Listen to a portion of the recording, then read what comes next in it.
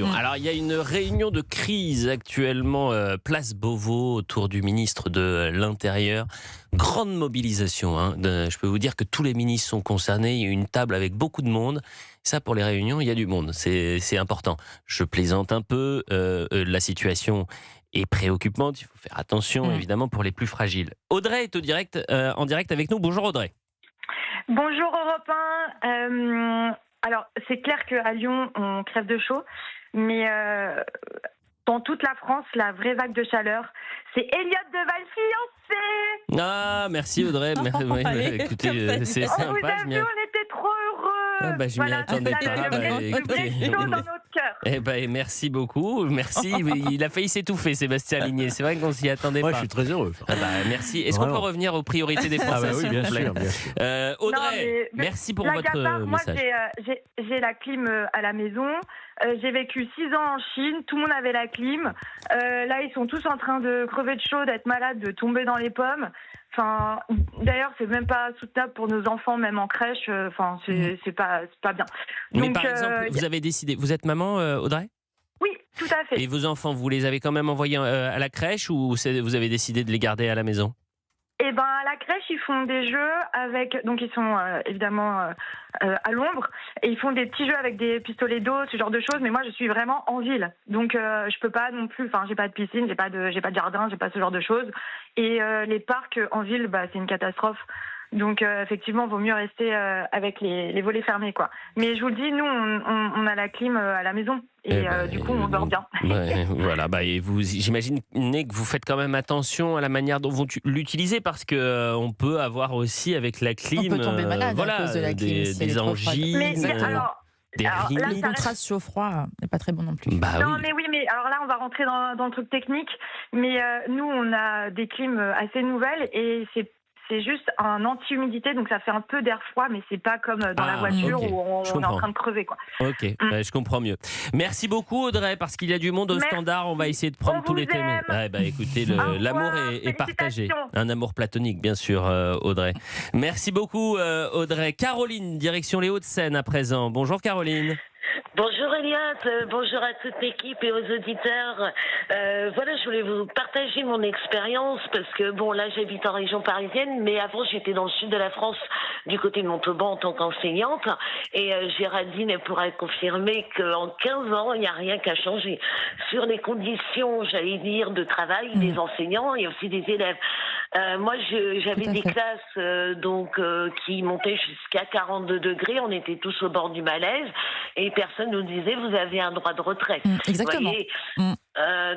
Moi, une fois, je peux vous dire, j'avais mentionné mon droit de retrait au proviseur. Il m'a dit non, il faut travailler. Alors que on était sous des verrières où ça tapait le cagnard à 42 et on pouvait rien dire. C'est insupportable, on pense aux élèves, mais aussi on pense aux enseignants qui, dès 8h30 du matin, doivent assurer leurs cours sous une forte chaleur. Et si vous êtes interpellée Géraldine, c'est que vous êtes évidemment journaliste essentielle pour la rédaction d'Europe 1, mais vous avez été également... Je fus enseignante pendant quelques années. Prof d'anglais. Prof d'anglais. Bien sûr. Merci Caroline, il fait combien de degrés chez vous ?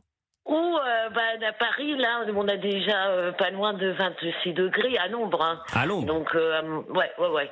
Et vous aviez des projets ce week-end que vous avez décidé de mettre de côté ? Oui, notamment pour la fête de la musique, parce que je suis aussi musicienne et chanteuse. Donc, on a dû annuler des prestations. Il fait trop chaud, c'est pas possible. Par exemple, j'ai juste terminé, Eliott, pour 2 minutes. Là, j'étais avec une ancienne coach de la Starac cette semaine. On a fait des répétitions, mais on cramait. On n'en pouvait plus. Et en plus, moi je chante pas des berceuses, je suis plutôt en répertoire rock. Et on s'est tapé des coups de chaud. Je peux vous dire que c'était assez impressionnant. Donc, dans les appartements parisiens, je peux vous dire que ça cagnait un max. Pas le droit de mettre de la clim. On avait un beau ventilo. Je peux vous dire qu'en plein après-midi, on est ressorti complètement... Non, mais c'est difficile. C'est effectivement une des contraintes, puisque cette canicule, je peux vous dire, c'est un sujet qui passionne Georges Fenech et Sébastien Ligné. Georges, quand même.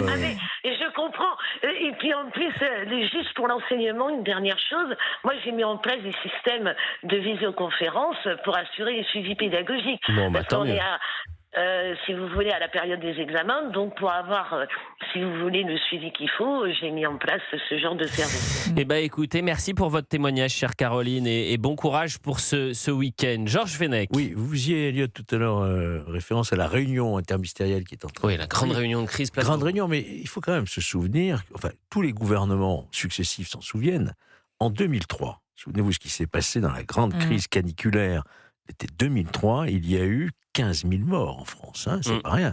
Et le ministre de la Santé, Jean-François Mattei, avait été obligé de quitter le gouvernement. Ça avait été une crise politique majeure.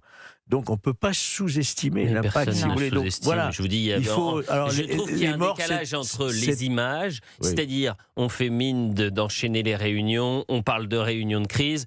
Je vais juste, c'est pas le même exemple, mais on peut avoir aussi des coups de chaud qui se répètent en France, Mais non, des mais coups de bien chaud sûr. sécuritaires. Mais il y a des populations à réunions protéger, avant la notamment Ligue les des personnes Champions, âgées, quoi. Elles se sont multipliées, ça a strictement rien donné. Donc c'est pour ça qu'on peut s'inquiéter. Est-ce qu'on est suffisamment paré pour contrer une période caniculaire comme celle que nous sommes en train de vivre? Mais je trouve qu'il y a beaucoup de com autour de cette canicule et qu'il n'y a pas beaucoup d'effets. C'est comme ça que je le vois. Giorgio, tiens, nous appelle de Marseille. Bonjour Giorgio. Ouais, salut à tous. Elliot, je suis d'accord avec vous quand vous parlez de ça. Là, à l'heure actuelle, vous avez parlé d'un truc, là, c'est exactement ça. Je pense pareil. Nous, à Marseille, en fait, de mai à septembre, on est sous la canicule. Là, je vous parle, je suis à 38 degrés. Mais c'est constant. Ouais, je suis à 38, là, dans la voiture, je suis à 38. Donc, réellement, on est vraiment haut. Et pas toute l'année, mais de mai à septembre, on crève de chaud. Mais on s'est adapté. Réellement, on s'est adapté. Après, je comprends, sur les écoles, tout ça, mais c'est le gouvernement qui fait pas grand-chose.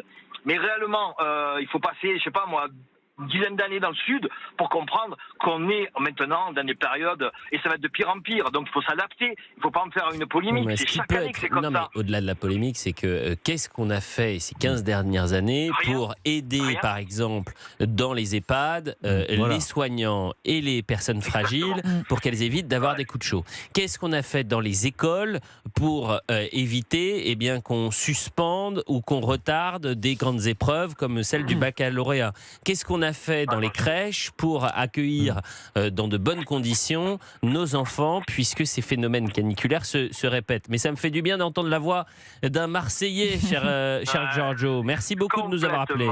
Vous nous rappelez. Allez, merci beaucoup. On reste avec vous tout au long du week-end pour savoir comment ça se passe. Je vous appellerai peut-être demain. Frédéric, l'Île-de-France, de retour en Île-de-France avec Frédéric. Bonjour Frédéric. Oui, bonjour Elliot. Écoutez, déjà, je suis très heureux de vous parler parce que je suis l'ensemble de vos émissions, y compris sur CNews. Ne faites pas tomber une assiette. Hein. Non. Le témoignage que je souhaiterais apporter, c'est que on nous a bassinés pendant longtemps en nous disant qu'il y avait des passoires thermiques quand il faisait froid, que les gens dépensaient des sommes faramineuses pour se chauffer. Mais dans l'autre sens, c'est vrai aussi. Donc forcément, les aides qui sont raccordées ou les dépenses que l'on peut faire en matière d'isolation, on les retrouve forcément au moment des canicules. Pour ma part, j'ai fait faire de l'isolation par l'extérieur de ma maison. La chaleur finit par rentrer dans la maison, c'est vrai, mais elle le fait de façon beaucoup plus progressive et elle est beaucoup plus supportable. Eh bien, écoutez, merci pour votre témoignage. Et c'est vrai que ça aussi, l'isolation des bâtiments, peut-être que c'est un sujet qu'on a complètement oublié ces dernières années. Bon courage, bonne chance, comme on dit. Bonne chance à Paris. Comme on dit dans le métier. Les passoires thermiques, c'est la norme. Attendez, moi j'ai souffert toute la nuit. J'ai pas de clim, j'ai pas de ventilo. Et j'ai souffert cette demi-heure parce que vous m'avez contraint à parler de la canicule pendant 30 minutes. Mais écoutez, c'est vous les boss, c'est vous les patrons. Géraldine, c'est elle la patronne. Nous sommes les rédacteurs en chef de l'émission. Il faut parler de la canicule. Bon, bah écoutez, je parle de la canicule. Médecin, parce que je peux vous dire qu'à l'hôpital, aux urgences, déjà quand il fait 10 degrés, c'est compliqué. Mais alors maintenant, Et dans les EHPAD restez aussi, avec